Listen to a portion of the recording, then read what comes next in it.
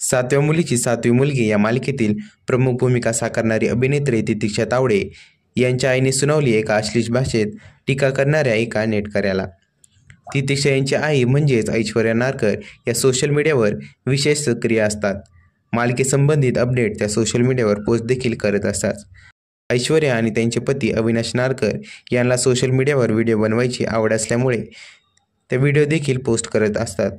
अशीच एक व्हिडिओ काही दिवसांपूर्वी ऐश्वर्या यांनी सोशल मीडियावर पोस्ट केली होती। त्या व्हिडिओच्या खाली एका नेटकऱ्याने घाणेरड्या भाषेत कमेंट केली होती, पण ऐश्वर्याने त्या नेटकऱ्याची एका कमेंटमध्येच बोलती बंद केली।